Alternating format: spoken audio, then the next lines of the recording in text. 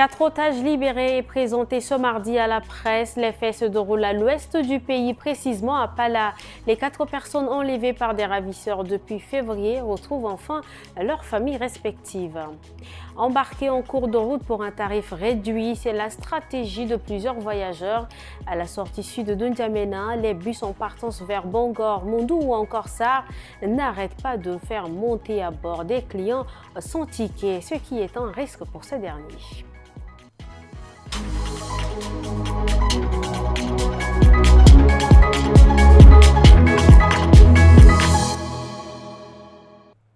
Bonsoir et bienvenue si vous nous rejoignez pour le 19h45. Le Tchad et le Cameroun signent un protocole d'accord maritime ce 28 avril. Il devra simplifier les procédures et offrir des tarifs préférentiels pour le Tchad sur le port de Douala.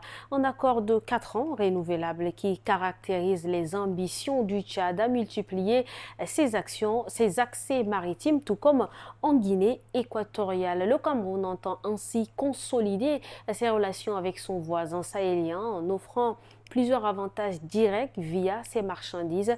Et le Tchad, de son côté, à travers le Conseil des chargeurs, s'engage à promouvoir le port de Douala auprès d'autres opérateurs économiques. À l'ouest du pays, dans la province du Mayo-Kébi-Ouest, 4 otages, dont une femme enceinte, ont été libérés ce lundi 28 avril. L'opération a été menée par le commandement de la zone numéro 12, appuyé par les comités de vigilance appelés Mangalmé. Les ravisseurs ont été rattrapés à Dibao, une localité camerounaise. Ils ont été également présentés à la presse ce mardi à Pala par le délégué général du gouvernement Abdelmanan Katab et Medouli Souf. Ils sont 4 à recouvrir la liberté. Djamenda Grâce des Dieux, enlevé début février à Batnaï, et une femme enceinte, Souko kidnappé le 20 mars, et 2 frères Amadou et Adamou Saliou, enlevés à Faïtaïbou dans la nuit du 22 avril. L'opération de sauvetage s'est déroulée sur le sol camerounais à Dibao. Le préfet de Nanaï, Kalmaïbe, Maïromke, parle d'un jour spécial pour le Mayo-Kébi-Ouest et salue la mobilisation des forces de l'ordre et des comités de vigilance. Il précise que les ravisseurs pensaient être hors de portée jusqu'à l'intervention décisive des Mangalmé. Pour le délégué général du gouvernement, Abderrahman Katab, cette libération est un soulagement. Il exhorte les familles à ne plus négocier avec les preneurs d'otages et a alerté aussitôt les autorités. Je ne sais pas ce qui va arriver, peut-être il va y avoir peut-être des futurs otages. D'être très vigilant.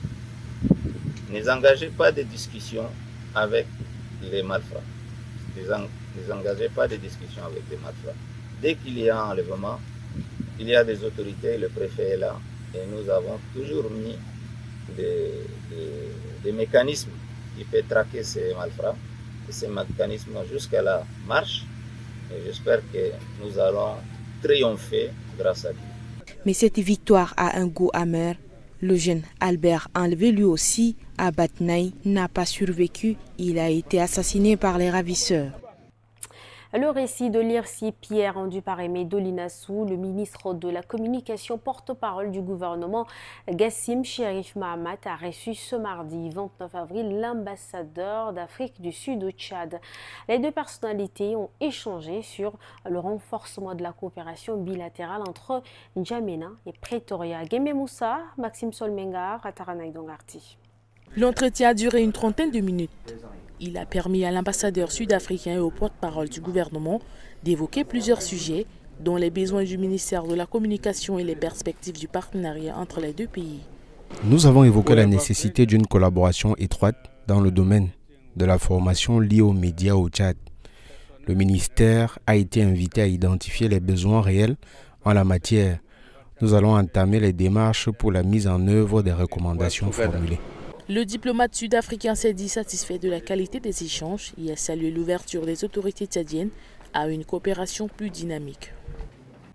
Le ministère de l'Aménagement du Territoire, de l'Habitat et de l'Urbanisme, en collaboration avec l'Organisation des Nations Unies pour l'Alimentation et l'Agriculture FAO, tient depuis ce matin à N'Djamena un atelier de concertation avec les chefs traditionnels et autorités coutumière. L'objectif est de poser les bases d'un réseau dit de champions pour une réforme foncière exclusive au Tchad. Les travaux se déroulent à la conférence épiscopale du Tchad. On fait le point avec Yakingem Karin, Ralombay Bonaventure et Rassam Orjblila. Renforcer les capacités des autorités coutumières sur les directives volontaires, définir clairement leur rôle dans la réforme foncière inclusive, présenter le projet, améliorer la gouvernance foncière locale au Tchad et instaurer un réseau de chefs champions des questions foncières. Autant d'objectifs au cœur de cet atelier. Le président du Haut Conseil des collectivités autonomes et des chefferies traditionnelles réaffirme à cette occasion son engagement pour une gouvernance foncière inclusive, concertée et transparente. Les emprises et surtout les empreintes du phénomène sur les terroirs villageois, le foncier agricole et sur les petits producteurs sont vérifiables sur le terrain. Il nous faut absolument trouver une solution véritable à ce phénomène préoccupant d'accaparement plus ou moins sauvage des terres. Le représentant du ministre de l'Aménagement du territoire, de l'Habitat et de l'Urbanisme, quant à lui, souligne que les échanges issus de cet atelier permettront au gouvernement de franchir un pas décisif vers la concrétisation de ses engagements en matière foncière. Les interventions de ces projets sont essentiellement focalisées sur le renforcement des capacités des acteurs nationaux et locaux, y compris les femmes et les jeunes, à l'usage des directives volontaires, mais également sur l'apprentissage des leçons, le partage des connaissances, la documentation des bonnes pratiques sur les questions de transhumance, pastoralisme et gestion des conflits et enregistrement tirés des expériences d'autres pays africains.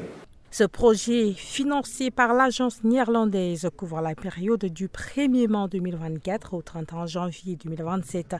Il vise à améliorer la gouvernance foncière dans 2 zones pilotes, Limnia et N'Djamena.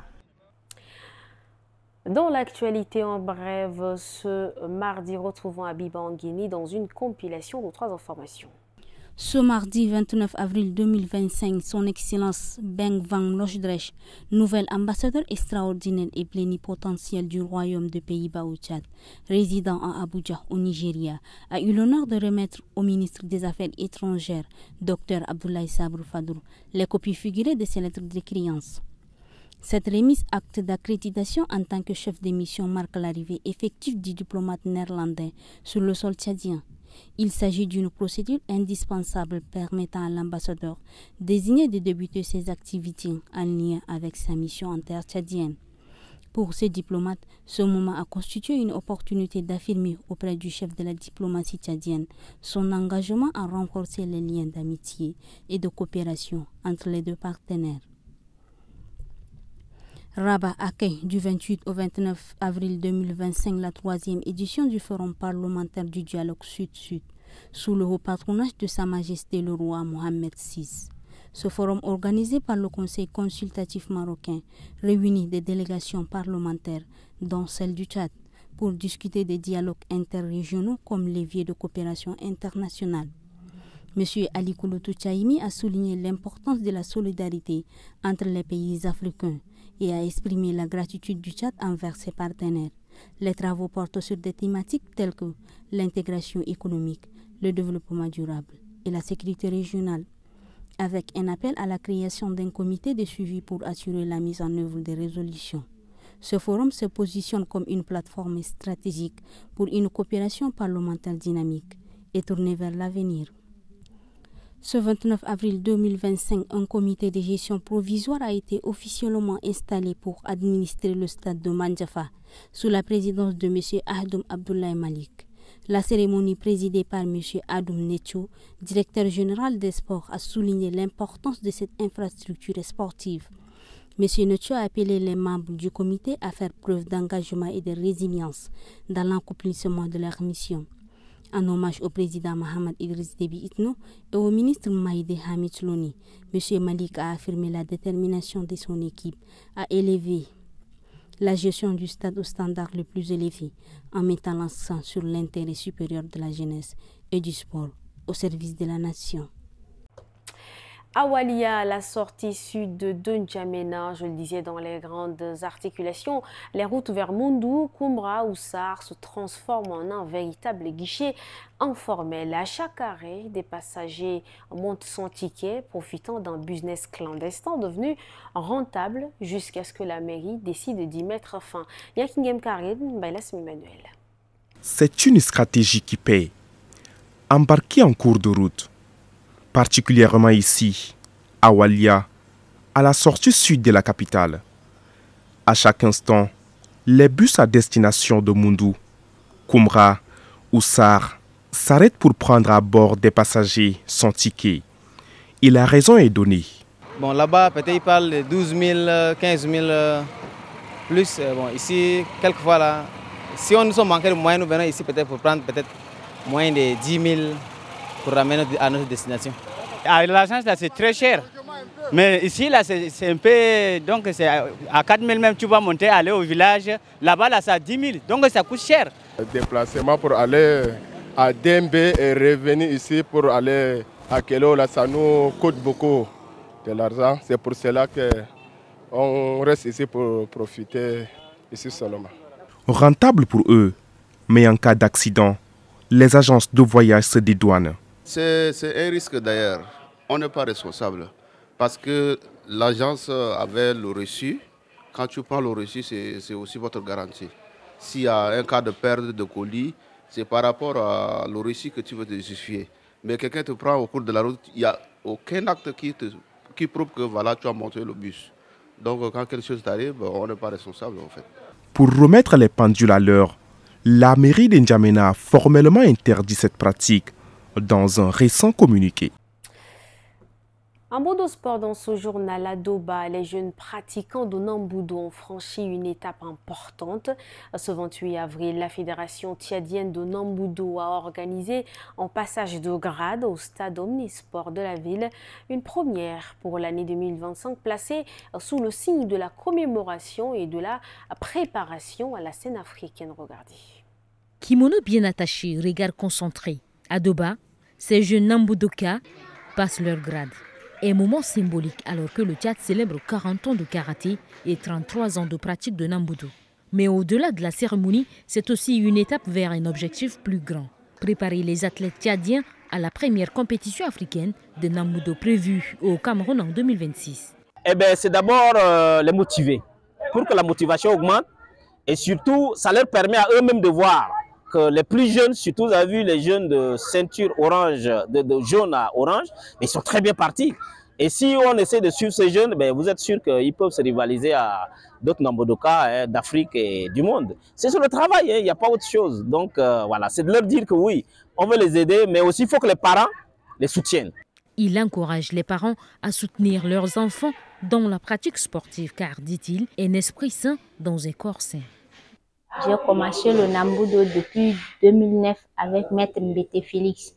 Je suis aussi la directrice du club Nambudo depuis 2023. Et aujourd'hui, j'ai le ceinture marron. J'espère bien avoir le ceinture noir à la championnat de Yaoundé. J'invite les jeunes filles à venir pratiquer le Nambudo. Elles pensent que le fait de faire le karaté, elles n'auront pas des enfants, mais c'est faux. Heureuse de son apprentissage, elle invite les filles à s'engager, elles aussi, dans cette discipline. Prochain rendez-vous pour les Nambudoka, N'Djamena, où se tiendra le prochain passage de grade. Tolobé Dieudonné rendu par Guénaondom Cynthia, c'est ici que prend fin cette édition. Merci à vous, chers téléspectateurs, de votre fidélité. Bonsoir.